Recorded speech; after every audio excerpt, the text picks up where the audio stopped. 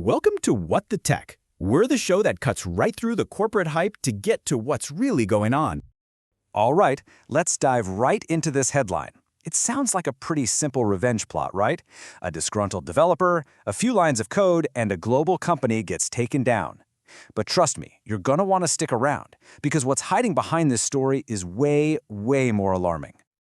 Okay, first up, let's get the official story straight. We're talking about a company called Eaton Corp, and this is the version of events that played out in court.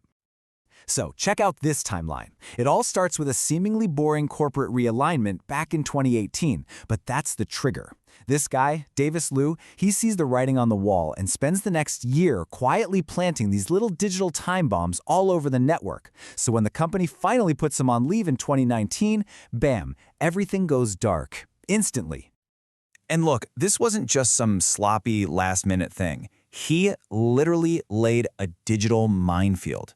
He named his little creations things like Hakai, that's Japanese for destruction, and Hun Shui, which means lethargy.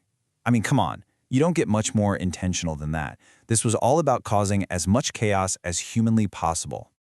And here's honestly, the brilliant part of his plan. The main kill switch was just a simple tripwire. He named it, "Is DL enabled in ID?" basically asking, is Davis Liu still enabled in Active Directory? You know, Active Directory is like the company's master list of who's allowed in. So his script just sat there, constantly checking, am I still employed? Am I still employed? The second, literally the second his account was disabled, boom, the whole thing came crashing down. So what was the fallout? Well, the courts didn't mess around. They handed him a 4-year prison sentence. And you'd think, okay, justice served, bad guys in jail, story's over, right? Nope, not even close. See, that 4-year prison sentence? It's not the real story. In fact, it's a perfect distraction. It lets everyone off the hook and ignore the much bigger and more uncomfortable truth here. This is the whole point. The media loves a good rogue coder villain story, right? But that's not what this is. The real story here is a textbook case of corporate negligence. This wasn't some sophisticated hack from the outside. This was an insider threat that was practically invited in. It was an accident just waiting to happen. So let's peel back the layers and see exactly how the system broke down. Seriously, this is like a masterclass in what not to do when it comes to security. You know, the sabotage itself is bad enough, but what's really truly terrifying, it isn't what this one guy did. It's what the company failed to do for years on end that gave him the power to do it in the first place. Yeah, forget about some elite hacker. This happened because of at least 5 massive failures. You've got one guy with way too much power, a single point of failure. You have absolutely zero real-time monitoring, so his code just sat there like a time bomb. HR and IT security were clearly not talking to each other, and the company culture, it completely ignored the warning signs of a seriously unhappy employee. It was the perfect storm of pure negligence.